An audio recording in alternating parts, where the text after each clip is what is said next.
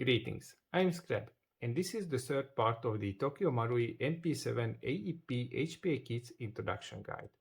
This one is the second half where I take a closer look on the available MP7 HPA kits, their compatibility with different top-up chambers and stock bases. In this part, I will focus on the original Tokyo Marui MP7 AEP Hop-Up Chamber.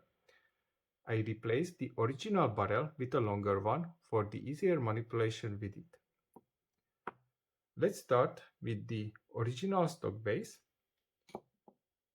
and the Airsoft Junkies MP7 HPA kit as the last time. Assemble the setup.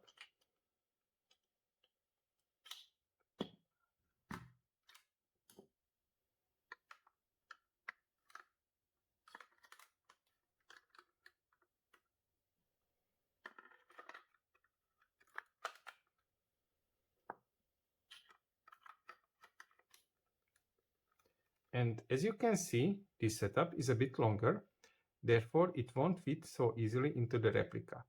The stock base stands out a bit, and there is no gap before the hop-up chamber. I will give it a chance and try to force in the body pins.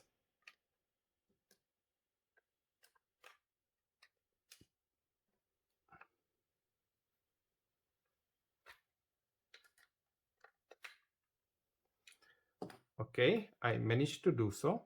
Now try to slide in the magazine. And as you can see, because of the tension, the magazine won't hold its position reliably. Such a scenario, especially, the tension does not have a good long-term consequences.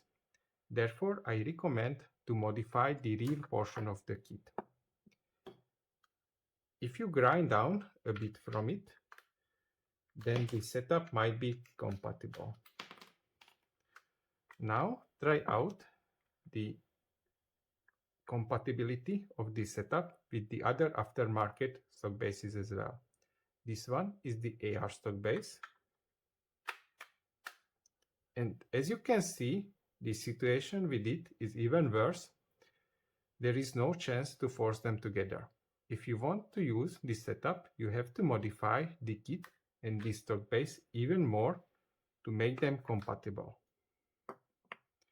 This one is the Picatinny Real stock base, and it seems to be compatible. So give it a try and assemble it.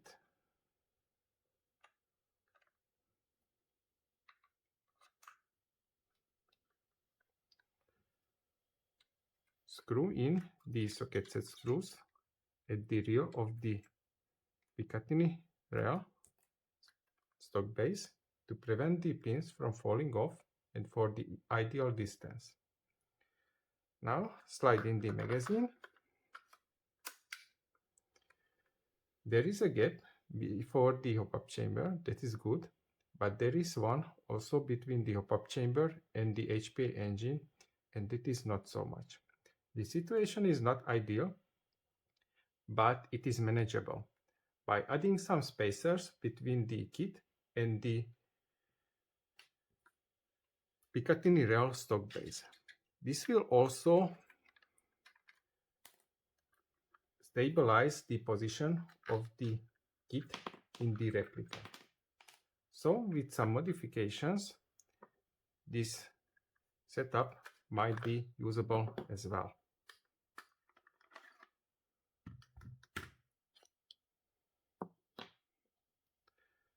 Now let's see how the kits from my design performs. This one was made for the original stock base, and as you can see, they coupling together perfectly.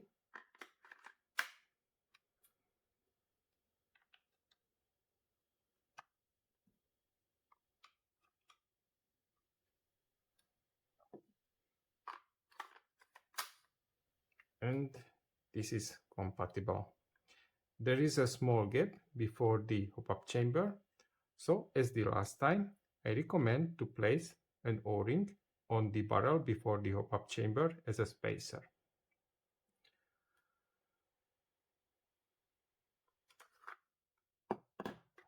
Okay, let's start to check out the compatibility with the aftermarket stock as well. Oops.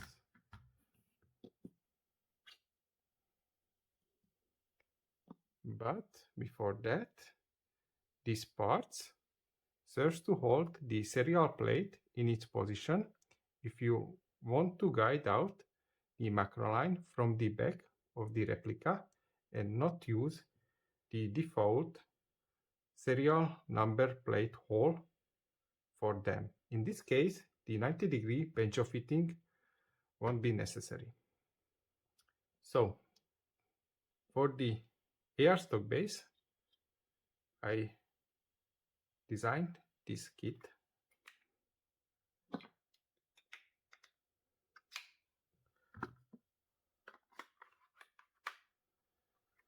Okay,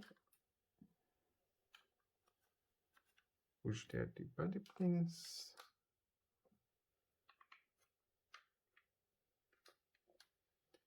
And as you can see, they are compatible without the additional serial plate holding part. Now try out with it as well. It goes there, and this hole is for the macro line.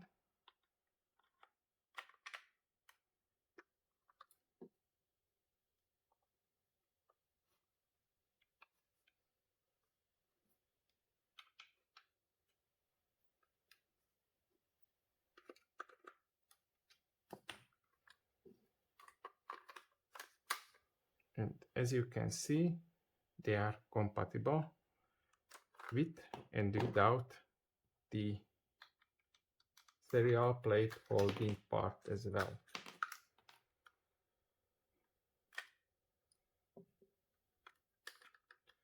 For the Picatinny rail setup, I will also use this spacer for the Picatinny rail stock base. This one mitigates the gap which arises when the sockets and screws are tensioned. This kit was designed for the Picatinny rail stock base.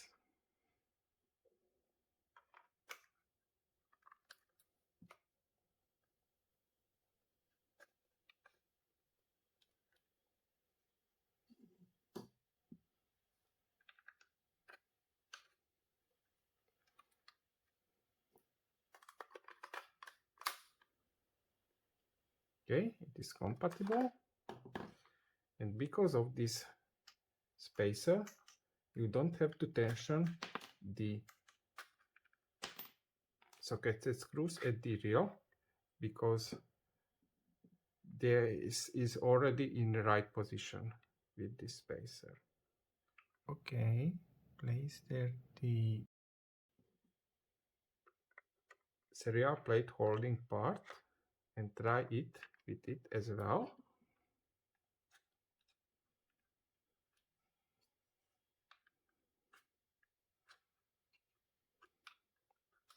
Okay,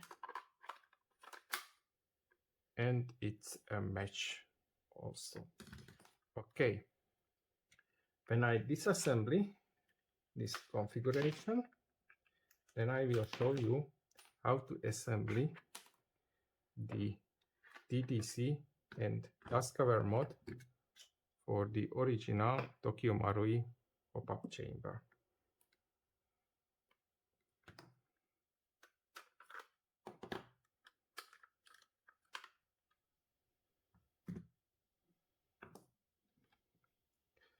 So this is the TDC Hop-Up arm, and this one is the dust cover mod which I designed for this setup.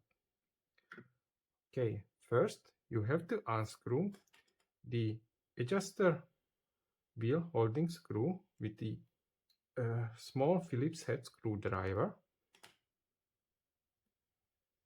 Remove the adjuster wheel and the O-ring underneath as well. Push out the arm holding pin with a 0 or 5-inch hex key to the wheel side. Remove the original hop-up arm. Now on the dust cover mode, unscrew this holding screw and nut. Place a tension on the nut to prevent it from rotating.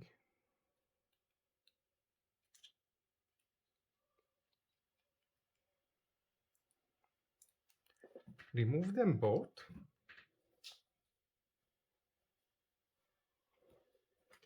And now slide in the hop-up chamber.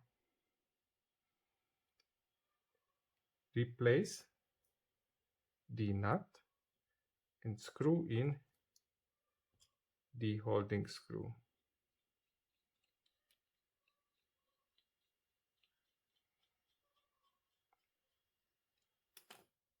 As you can see, it holds there perfectly and they are coupling together perfectly as well. For the installation of the TDC hop arm, this is the same as it was with the Bulgir CNC hop-up chamber. So if you need, grease this screw with the HPA grease to prevent the knob from falling off, and place, if you want, a V3 fire selector spring into this hole. Place this setup into the hop-up chamber and replace the arm holding pin. Push it in with a 1.5 mm hex key, like that. Now couple it with the HPA engine and align it with these socket set screws on this side. Fix its position.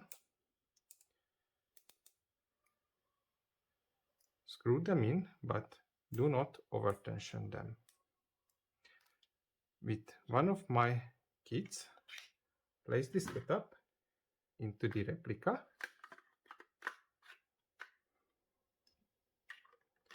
Assemble it.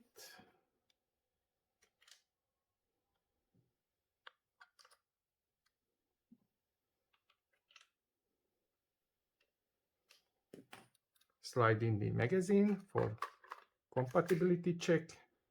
It's right. Now place the upper rail on the top of the replica, and through this hole on the top with a 2 mm hex key, the hop-up arm might be adjustable.